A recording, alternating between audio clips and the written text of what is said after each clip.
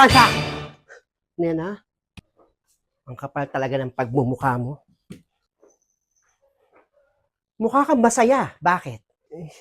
Hindi naman bakit. Dahil sa magkakapera ka? Dahil magkakaroon ka ng 10 milyon? Ang kapal ng pagmumukha mo? Ha? Hindi yan totoo. Saan mo nakuha yung ano na yan? Huwag mo na i-deny. Alam ko na ang totoo. Sa totoo, matagal na ako nanggigigil sa'yo eh. Hindi ko lang magawa to, pero gusto kong gawin to sa'yo. Ah! Yan, sampal na yan.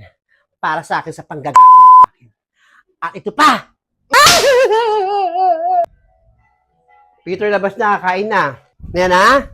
Nena? Virginie? Kamusta? Nakita ko doon si Francia sa labas. Nagkagulo daw kayo dito. How true? Ay nako, kung alam mo lang ginawa ng babaeng yan. Napunta kay madam para manghirap ng 10 milyon. Alam ko ng plano niya. Hindi man lang napaalam sa amin ng kuya niya. Ay naku, Nena, hindi ka muna nagtanong. Sino ba nagbalita sa'yo? Sino ba nagkwento? Si Ferin Taga. Ikaw na nagkwento doon. Kaya nakwento niya rin sa akin.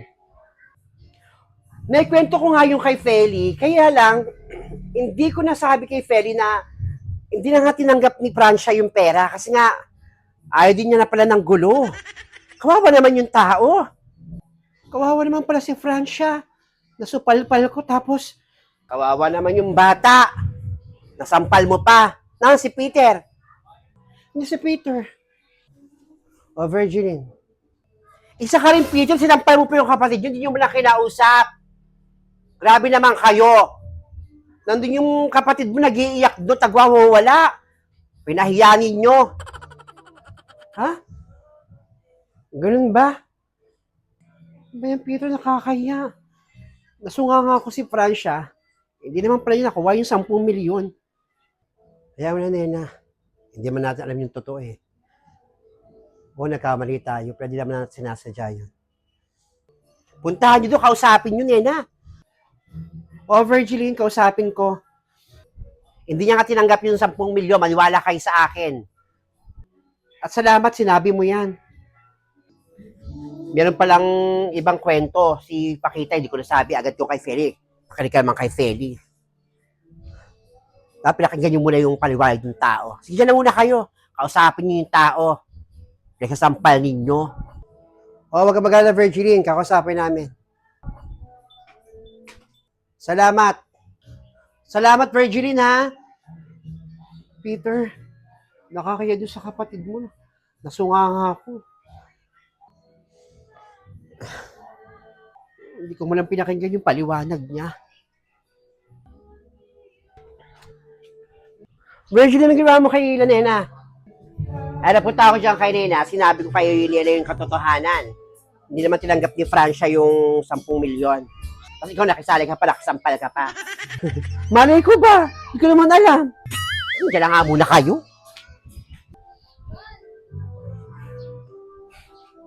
Malay ko ba na...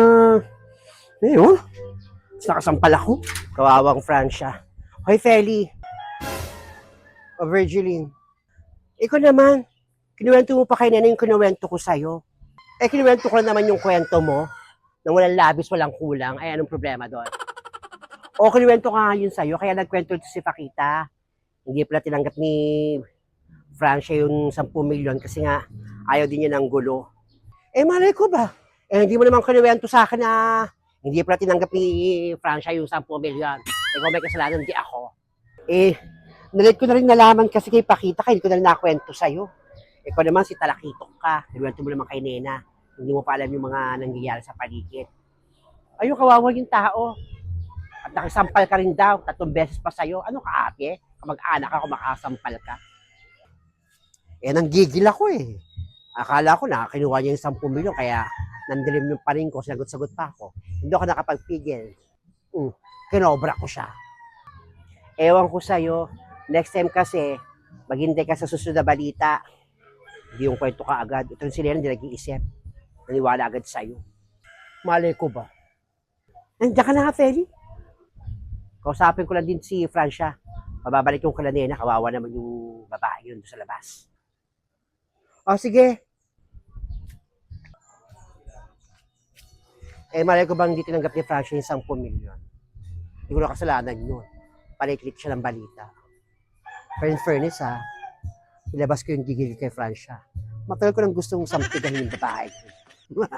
At least, di ba? Kawawang babae. Nasopla ko. O, Francia. Virgilie. Kinausap ko na si Nena, pati yung kapatid mo, si Peter. Bumalik ka doon sa bahay ni Nena. Tatanggapin ka naman ni Nena, mabait naman yung taong yun. Na-realize nila na hindi naman totoong tinanggap ko yung 10 milyon. Well, ayoko na nga bumalik nung kila kuya eh.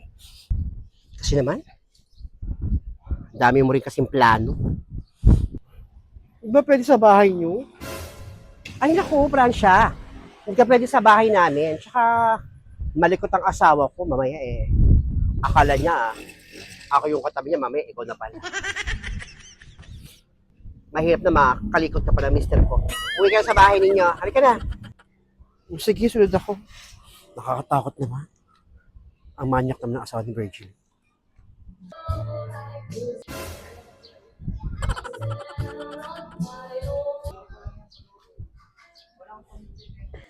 Oo nga eh. Dapat pinakinggan muna natin yung paliwanag ng kapatid ko. Kuya, Nena, Francia? O Francia? Francia, pasensya ka na sa ginawa namin ng kuya mo. Hindi kami nakinig sa kwento mo. Pasensya ka na. Humingi kami ng pasensya ni Nena sa'yo. Pasensya ka na sa amin. Humingi din ako sa inyo ng sorry. Totoo naman na lumapit ako kay Madam. At marami akong plano kong perahin yun. Kaya lang itong nakaraan, hindi ko na tinanggap yung offer ni Madam. Nakukonsensya ako.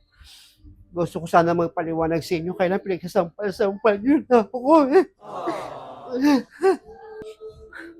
Pasensya na kayo. Kasi hanggang ngayon, namumulila pa rin ako kay Mama.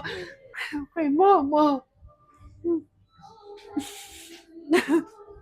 Pasensya na kayo, Kuya. Nena, ayoko rin kasi maging pabigat sa inyo. Pero hindi ko tinanggap yung 10 milyon. Nakonsensya din kasi ako. O sige na, magpahinga ka na.